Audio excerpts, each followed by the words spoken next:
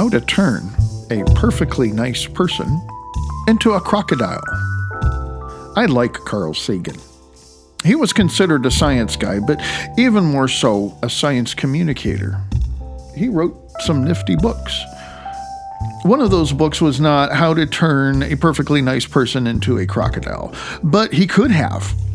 Carl Sagan cites Paul MacLean's insight into the three parts of the brain that evolved in stages. In his book, Cosmos, he states, "Capping the brainstorm is the R complex, the seat of aggression, ritual, territoriality, and social hierarchy, which evolved hundreds of millions of years ago in our reptilian ancestors." That primitive part of the brain still manages much of our autonomic functions. Was the same thing that motivated things like dinosaurs and ancient versions of crocodiles to mostly focus on these four beloved F's: feeding, fleeing, fighting, and fucking. In addition, I must point out what Sagan added significantly, the term social hierarchy. Sagan also wrote, "The brain is a very big place in a very small space. Most of the books in the brain are in the cerebral cortex. Down in the basement are the functions of our remote ancestors mainly depended on: aggression, child-rearing, fear, sex, and the willingness to follow leaders blindly. Civilization has sorted out and appointed creators and dominators, in addition to leaders and followers, as long as everybody is taking their place. It will be more favorable to those who are closer to the top of the social hierarchy. This ranking system is not just for politicians and multi-billionaires. It can also exist for people like internet influencers, and may not have any political power. And some of these leaders don't have much money either. What they do possess is power, whether it's power in an appointed position or power in the context of some kind of media figure. Members of this ruling class are an incredibly diverse bunch. Not just old white men wearing business suits. They can be young, they can be people who identify with underprivileged groups such as women, sexual and racial minorities, and those who come from economically challenged backgrounds. The biggest determining factor is how much influence they have over individuals, in addition to the number of individuals that are under their influence. For instance, a cult leader might have the wholehearted allegiance of a small number of individuals, while a different type of leader, a journalist, for instance, would have a smaller amount of influence, but influence millions of people. If I were to do a power assessment on either one of those types of leaders, I would do the math and come to a conclusion that both of those influencers roughly have about the same amount of power. Whether a leader is some type of fascist dictator or just a popular social media influencer, I have observed that getting to a place of power, gaining more power, and remaining in a place of power can be done by using a myriad of tactics. First and foremost, being born an alpha is the ultimate prerequisite, although there are probably anomalies. Being an alpha, whether that person is from a community that is considered privileged or underprivileged, is something that I consider a major privilege. Otherwise, sometimes it just has to do with luck. Another thing that allows people to be in places of influence and power is their ability to bend to the alphas. If for some reason you suspect that an underdog or some type of runt ended up in a place of significant power and influence, I would imagine that person went through an extended and humiliating process of initiating themselves. The Los Angeles area is known for its profound influence on Western culture all over the globe. Having tried to break into that scene, I discovered some things that outsiders rarely get to know about. If an outsider happens to be considered to be a part of the entertainment industry, chances are they are going to be tested to see if the executives or other powerful leaders in the industry can basically, for lack of a better term, enslave and subjugate their new recruits. Some of the stories I've heard and even some of the things I experienced firsthand were chilling and almost unbelievable about what these leaders get away with. I also had experienced this in the art business. They tested me, and I failed. In order to be considered as some type of insider in any capacity, these older men literally expected me to bend over as they fucked me in the ass. I refused, and that was the end of my art career. They never even wanted to see my art. The most important thing was that I could, bend to their will as a gay man who was okay with being a catcher as well as a pitcher. It's not that I'm opposed to some buggery. It had to do more with the fact that I valued myself and my art. Self-respect can really be a drag sometimes. And prostituting oneself is like losing a piece of your soul. And there's only so much soul you have. Alpha types and leaders not only want some of your soul, they want as much as they can get, in addition to maybe getting your entire soul if they could. Your soul is your will. That's what makes you a sentient being, and that is self-aware and unique from any other living being. Selling your soul is a very real thing, and not just a cliche. The entertainment career that I was seeking later in life was even more bizarre, in addition to some of the stories that I heard. Keep in mind that what you see these days on the walls of an art museum and what you hear on the radio and what you see on television and the movies is 99-point-something% of the time a result of a privileged few abusing their power, stifling creativity, and enslaving gifted people, while treating them for the most part unfairly and with grotesque inequality. Talent is disposable. And if their talent, a talented employee, becomes disobedient to their demands or does not draw enough attention to them, these leaders will throw them out in ways that are unfathomable. For the most part, arts and entertainment are unregulated industries. Although there are some measures to protect children and other vulnerable people, that has done little to nothing to produce real justice. Combat military recruits, concentration camp inmates, cult members, gang members, children of abusive households, and many other victimized people find that one of the tactics used to keep them in a subservient position is for them to be broken. Their will is broken. Their very soul is broken. They lose their humanity and their individuality. Slave owners throughout history have used these tactics to get into their heads. Many empires have been built on these tactics. Powerful leaders who are desensitized and have lost their conscience and their ability to demonstrate any empathy and compassion on any living beings have themselves in many ways resorted to a reptilian sort of existence, targeting fear, sex, and other primal instincts like deprivation of basic needs or cruel forms of punishment like solitary confinement. Unfortunately, what is often referred to as the central nervous system, or the amygdala, whatever you call it, or other parts of the brain that we inherited from our ancestors hundreds of thousands of years ago, has the ability to take over when activated in certain contexts.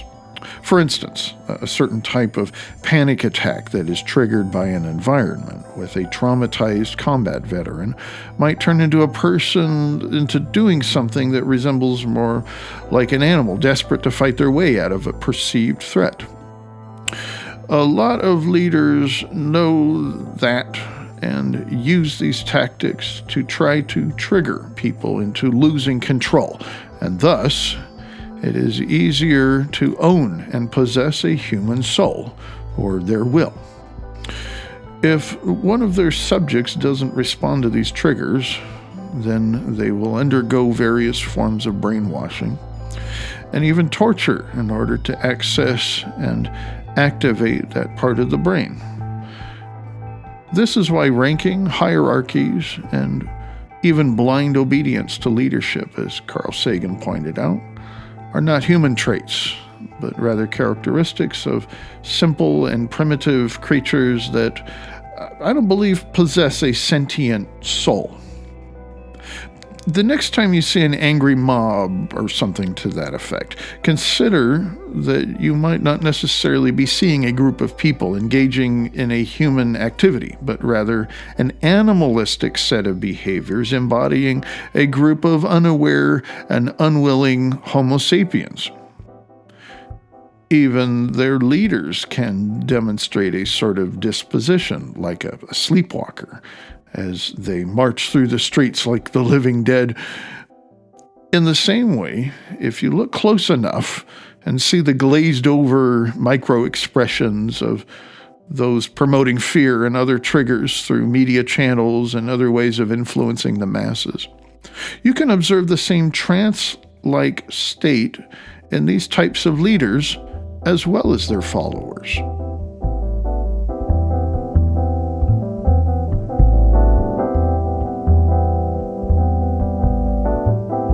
Woof! Another look at zoology. It is quite obvious that this project is not about our beloved canine creatures. There's really nothing wrong with dogs. They are pack animals. It's important that they have a set method to create and maintain order within their packs as part of their survival. They're also predators. As smart as they can be, they really are stupid creatures. Try pretending to throw something invisible and see what a dog does. They fear and pamper their leaders. The leaders abuse their followers, and the runt of the pack gets abused by everyone. And I will be the first to admit that there is nothing immoral about their behavior because they are animals. In addition to killing, rape, and torturing the underprivileged and vulnerable, they indeed, in our family of fellow mammals, in addition, they're cute, even some of the wild ones. Contrary to a lot of people's beliefs, especially devoted dog owners and those obsessed with kids' movies, animals are not sentient and self-aware at all, close to how animals have evolved beyond that. Therefore, why do people often act like animals? Even more so, we can also act in ways that are more cruel than any animals can behave. In addition to people acting like pack animals, predators, and non-sentient, unevolved creatures, it is clear that grown adults can also behave like children. Imagine two books, Lord of the Flies and Animal Farm, as one story. Children trying to run a society, in addition to animals trying to run a society. And the picture you will get is what I call modern civilization. If left unattended under certain circumstances, especially when there's scarcity, suffering, trauma, loss, and greed, adults will probably act like children, and humans will probably act like animals. Remember that nice lady who had a beloved ape as a companion pet who tore her face up? That was an animal, being an animal. What about that young kid who licked a dozen cookies so nobody else would want to eat them? That was a child being a child. Humans evolved from animals. Adults grow from being children, or so we're told. However, we witness grown-up people having tantrums, being disrespectful, and ungrateful, selfish, greedy, and irresponsible, while we observe a lot of children often acting the opposite. I'm always amazed at how human a lot of house pets can be, especially dogs.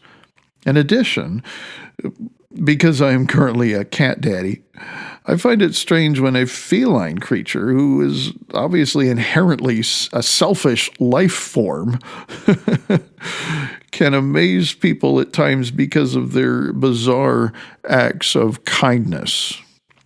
But with adults acting like children and vice versa, in addition to animals doing the same ironic contradictions.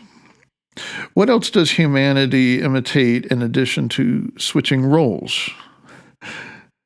This brings me to a very modern example of civilized behavior: robots.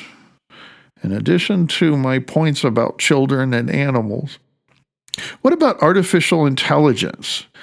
This example is something that in this particular day and age grows at an alarming pace.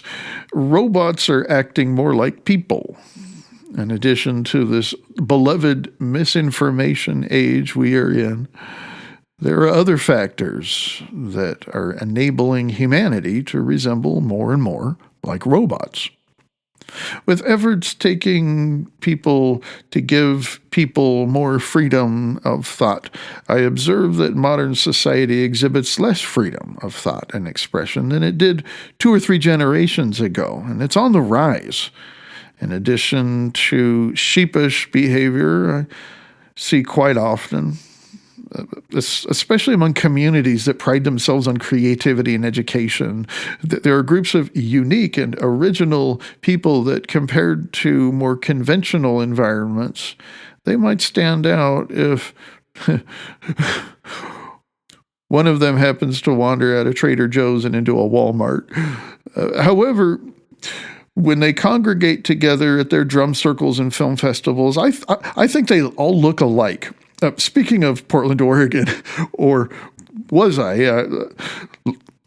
Let us continue our discussion about dogs and why we study dogs, and to understand why so many gifted people are ignored. I recently got to visit a litter of newborn puppies rescued from several miles out of town and cared for before they got adopted out. The woman who was tending to them showed me how to identify the alpha in the litter by gently tipping them over while holding them. If they squirm and cannot handle being in that vulnerable position, that's the alpha dog. Otherwise, the rest are all underdogs, in addition to the runt. These roles are pretty much decided at birth. The parents, the dog owners, the vet, the other puppies, and all the individual puppies themselves have no choice. It is a matter of luck whether they have those privileges or not. I would imagine that there are anomalies in those situations. Let's say that an underdog, or better yet, the runt, gets some kind of condition that makes the puppy hyper-aggressive to the point where the entire litter, the mother, and maybe even the humans fear that crazed pup. There's a good chance that puppy will become the alpha just because of their artificial traits outweigh their natural alpha. In addition, what if the alpha dies or somehow becomes too weak to maintain the alpha position? This, too, is another anomaly.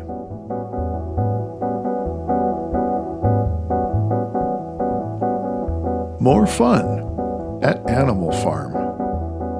When I began this journey to find success in my own life, I was also studying trauma and other social issues, which led me to learn similarities in the animal kingdom. One of those studies had to do with the literal pecking order when it came to the lives of chickens. As we know, at least when it comes to most ranches, there are more hens than roosters. And in addition, there are roosters that are higher ranking and those underneath. Since the males are almost always at the top of the pecking order, we may wonder what kind of roosters get these privileges. I remember a study that the top chicken will always have the feathers that are the shiniest.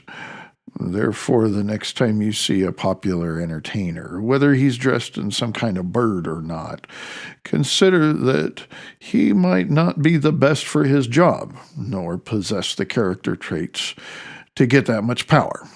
Chances are he's just another shiny cock. As it is with baboons and a lot of other creatures that live in a strict hierarchical system, the further you look down the ranks, the more trauma you will find. Those who are under authority are scared. Ironically, those at the top are also scared. It's just that they are scared to lose the power they have. Therefore, in any ranking system, everyone is scared. With all that fear going on, we should agree, whether we study zoology or biology, that a lot of fear does not necessarily result in a lot of trauma. Victims are afraid and traumatized by their abusers, while the victimizers are afraid that their victims will be hurt or that they might successfully revolt. Although there is probably little to no trauma for the victim to the abuser. In systems like these, everyone is afraid, but not everyone is traumatized. We are taught for the most part that what we typically consider underprivileged people are also minorities. Although this is often the case, we must consider that one of the most underprivileged groups of individuals for several thousand years throughout the globe has nothing to do with age, finances, or race. In fact, this group of people makes up about 51% of the world's population, women. If I were asked to give a percentage of how many women in the world are traumatized, I would guess 100%. Several months ago, I was teaching a class about health issues where an older student claimed to have no trauma in her life because she had such a good childhood and apparently a very empowered life in addition. She also continued that she didn't seem to really believe there was such a thing as trauma anyways. So I don't know what to think of her statements because there could be a lot of denial. Otherwise, I feel confident that the 100% of women worldwide have a significant amount of trauma in their lives. A significant amount in this context would mean that if left unchecked, would probably cause tangible issues in her mental and physical health in addition to her work and relationships. I have also noticed that when studying the subject of trauma, I mostly hear stories from women or catered towards young and adult women. There are a lot of reasons why certain things might be attributed to certain genders, like the sale of makeup has male customers for various reasons, like entertainers and public figures, different kinds of transgender applications, cosplay, and others. As a whole, the cosmetic industry and mainstream media targets women, while at the same time, there are other industries that leave men out of the picture. I think that women and trauma in the media is a significant link. Part of this obviously has to do with the amount of trauma women suffer compared to men, in addition to other reasons that have to do with men hiding their trauma, not exhibiting apparent symptoms, and just plain denial. There's a dirty little secret that I have experienced in addition to these reasons why trauma in the media seems to be a female-focused issue. There are very few forms of male-related trauma that are socially acceptable. Over the last generation or two, there has been more awareness popping up in Western society that allows men to acknowledge and recover from their childhood sexual trauma, and how common it actually is. Having talked to men from different parts of the world, I do not believe that most men are still willing to really tackle this subject, in addition to the fact that there is still so much shame in our evolved society. When it comes to men and trauma, I have learned that men can be recognized as trauma survivors unless it is some form of socially acceptable male trauma. The first and most prominent of these are combat veterans. Although I'm glad that there is a rising number of efforts and organizations that are applied for trying to help traumatized combat veterans who are predominantly male, in my experience, that is where the help stops.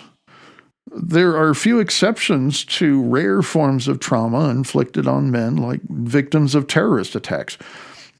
Often these men are considered heroes, and there is even support from the American right wing, in addition to the left wing based communities and organizations.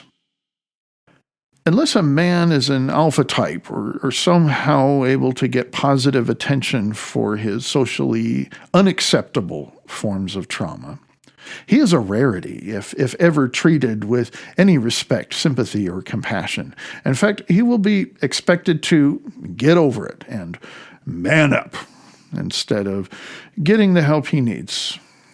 This is all in addition to the fact that the average traumatized man will not even consider that he has a significant amount of trauma, nor will he feel safe to cope with it.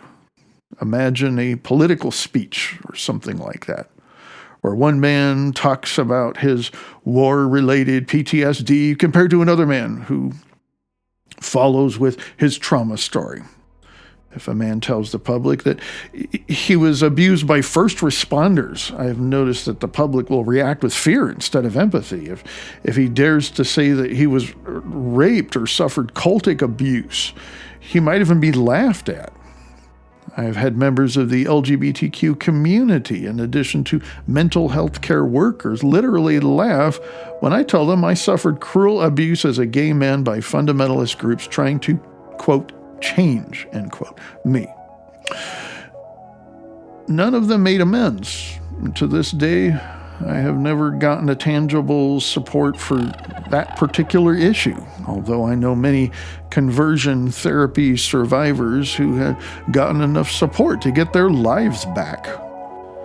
If I were a combat veteran, I suppose I could be considered a hero, but I don't know, because I've never been able to be considered to have a career in the military, nor functional enough to be some kind of first responder.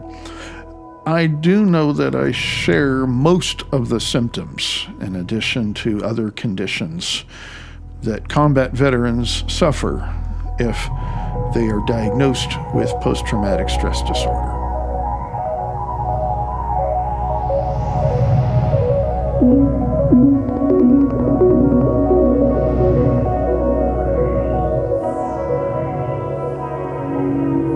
Are you still there? Just checking. Living toward the bottom, or the very bottom, of a social ranking system can be the result of being a minority, or not being a minority. It depends on different factors, for instance, at work or school. Let's say that you join a classroom or are an entry-level hiring in a department where you are a racial minority surrounded by white people. Chances are, and unless you are highly recognized as an alpha, you will suffer as a result. This can be the case with being the only disabled person, the only sexual minority, the only religious person, or perhaps the only impoverished person in the room. Although you will probably be met with denial, you try to speak out, try to resolve the situation, and may not get very far, even among progressive communities. But At least you might have an argument that could be considered valid. On the other hand, if you happen to share enough common traits to be considered part of the majority and still treated unfairly, this is very difficult to find justice when the only argument might have is that you are simply a human runt. Based on the rules of Mother Nature, the runt has no rights, no privileges, and no power. There are other natural laws that are shunned in humanity quite obviously. Rape, murder, theft, etc. Raptors steal from each other. Several kinds of male mammals engage in forced sex. Various animals at the top of the food chain can kill members of their own species. These are animals. They do bad things as a byproduct of the evolutionary traits such as survival of the fittest. Although I am glad that in these places around the globe I have been to, rape, murder, and theft have laws against those animalistic behaviors. Sadly, though, when it comes to the unfair relations between human alpha types and everyone else, there is little to nothing being done to protect those of us who are branded as an underdog, or even worse, a runt. So, if 51% of humanity is treated unfairly to the point of suffering significant amounts of trauma, are there more people at risk? Those 50 baboons living together on the savannah have one alpha who has little to no stress hormones in his bloodstream. What about the other 49 monkeys? That's a lot of trauma. Minority groups are often treated as if they are underdogs, and even alpha types feel that way in certain environments. Likewise, it's clear to most informed people that women are also treated as if they are underdogs. Even if they are alpha types, they can feel that way in certain environments, especially if they are outnumbered by men.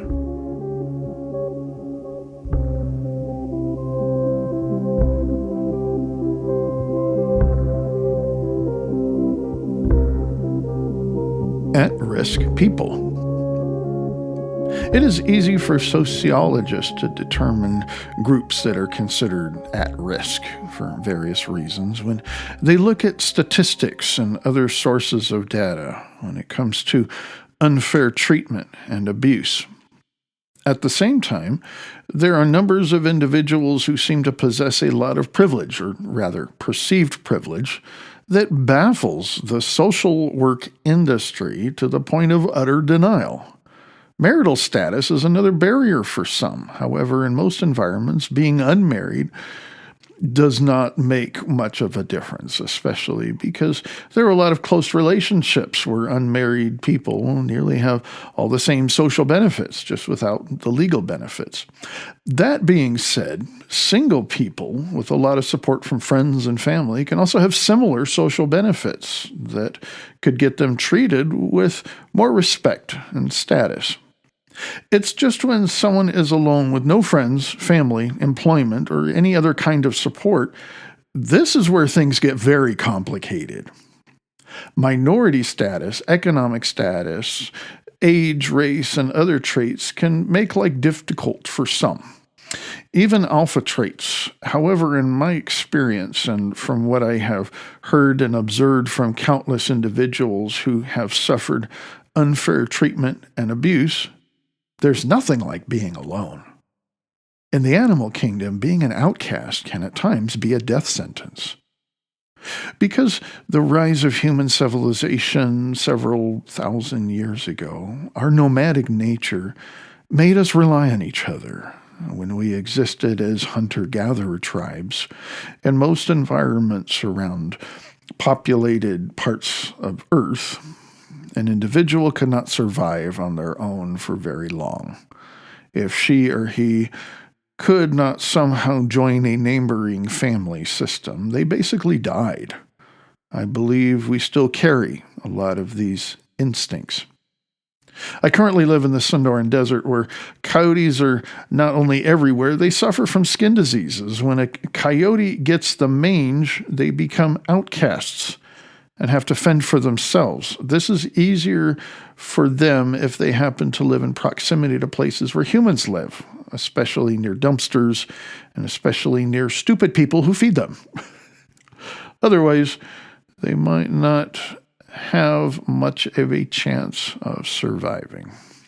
This is Mother Nature's way of allowing the rest of the pack to stay free from parasitic infections and other ailments. I have no problem with that because they are animals.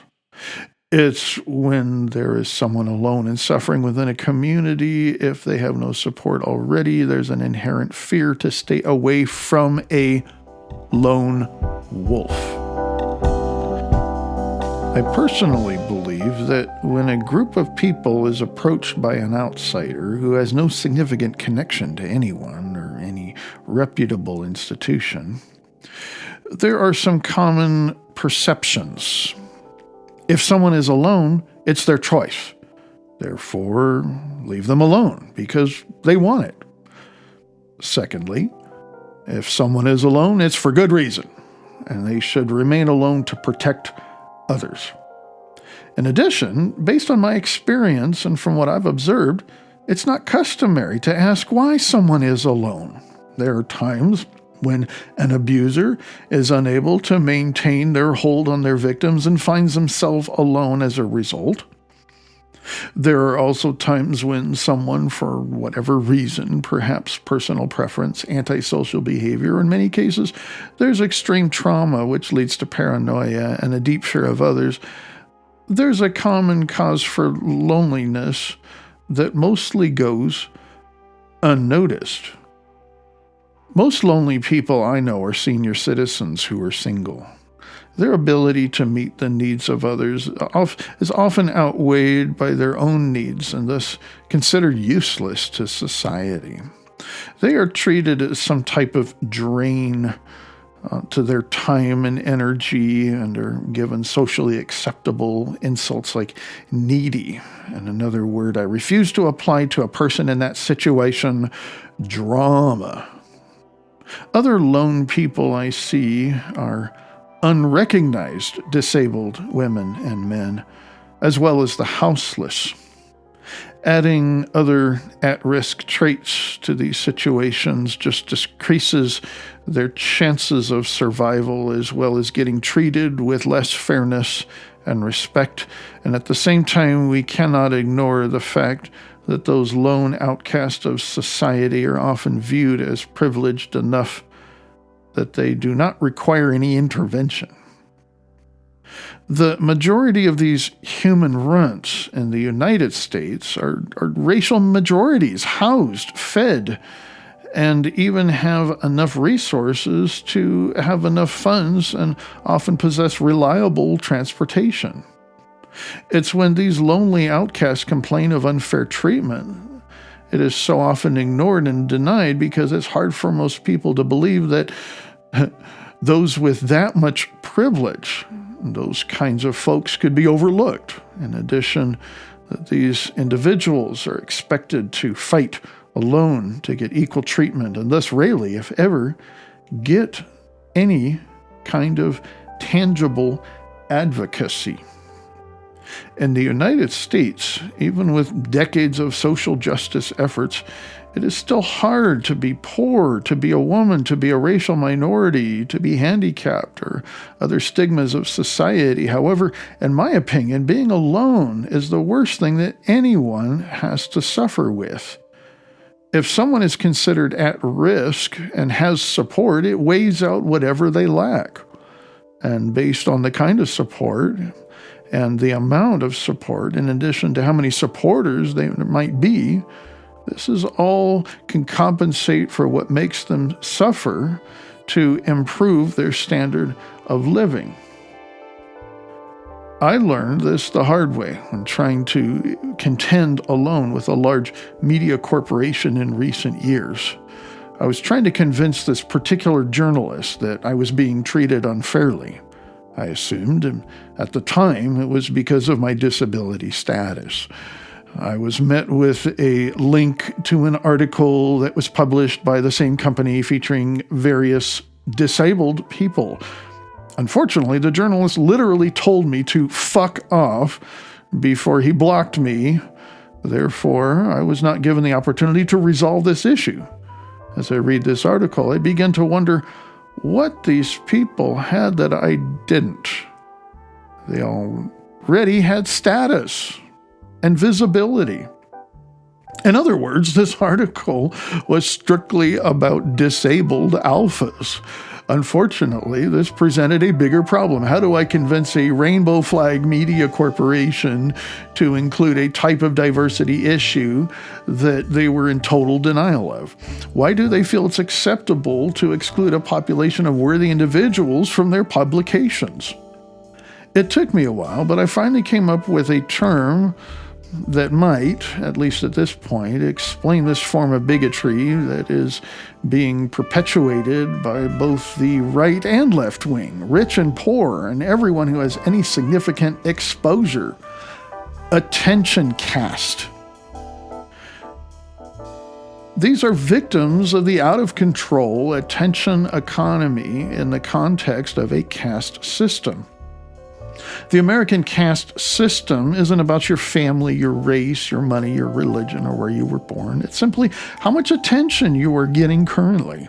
This might not be much of an issue for those of us who do not like a lot of attention, nor might not need any attention unless you are being ignored while needing to be treated for a life-threatening condition.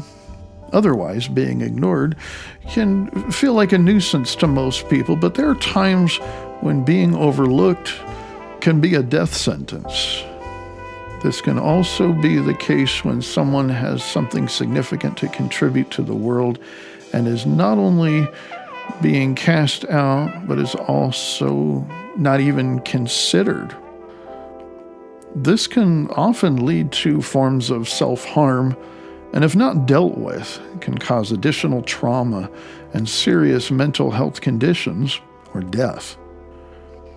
The human nervous system is wired to respond to being cast out of society as a serious threat to their survival.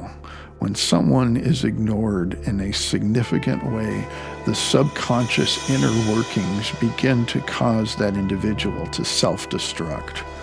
When this process happens, if there was any credibility left in that individual, society will steal whatever remnant of power and influence they might have left.